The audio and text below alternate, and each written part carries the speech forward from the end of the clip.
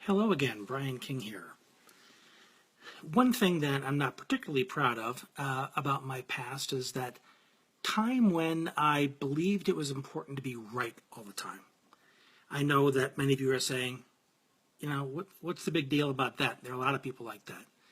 Well, now in retrospect, knowing how valuable it is to be diplomatic, I realize just how damaging that was to my social life as well as to my ego, my mindset. And I run into a lot of people today, and many of them become clients, who are stuck in that same mindset, that it's important to be right.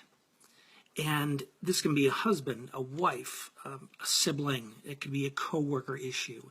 It could be, anybody. It could be you, who find themselves repeatedly alienating and upsetting others because they insist on being right about things.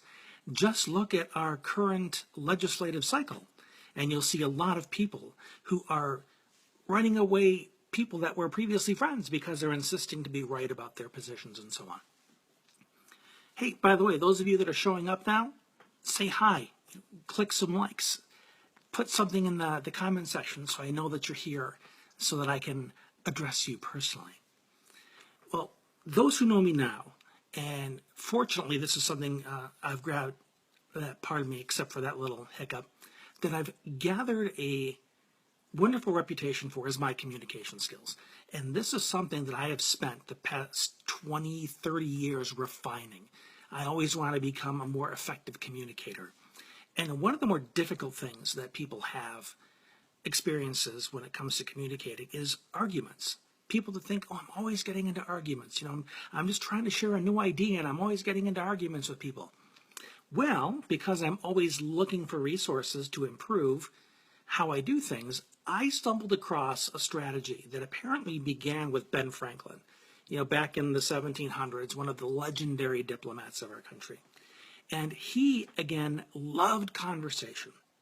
He wanted to keep it open. He wanted to explore ideas. He didn't want people to feel defensive or afraid to put things out there in his company.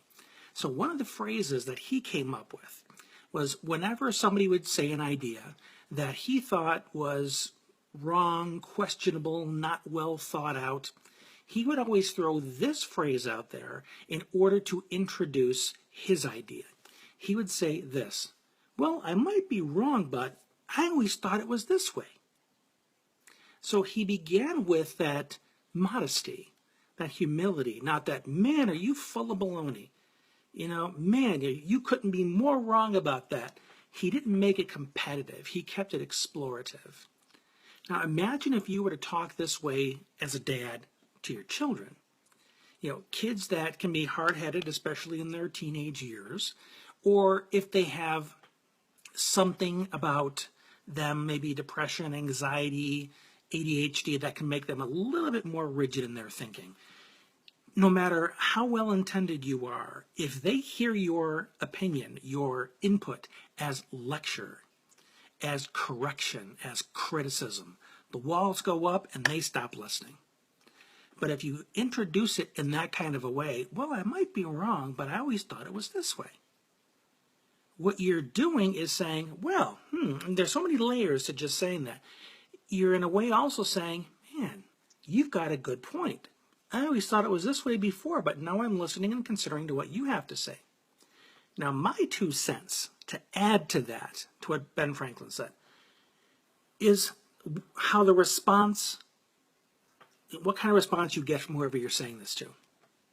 So if you were to say, like Ben recommends, I may be wrong, but I always thought it was this way. And they said, well, that's wrong. That's just not the way it is. Interesting. I can see why you would think that, but all the time I thought it was this way, I was still getting good results. Why do you imagine that is? Well, I don't know. Is it possible that there's validity to both ways of doing it? By approaching it that way, what you are gently tossing out there, pardon me, somebody tried to call, is the reality that there's more than one road to Rome. Because people with inflexible thinking often have difficulty considering other ways of doing something.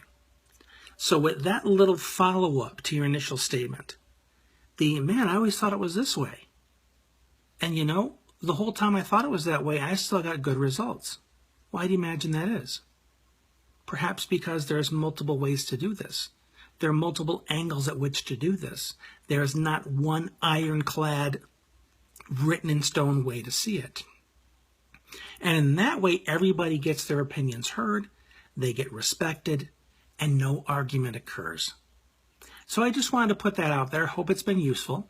If so, please comment below. Let me know what you think.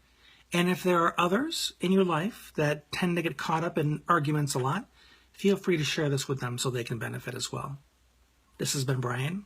Talk to you again soon.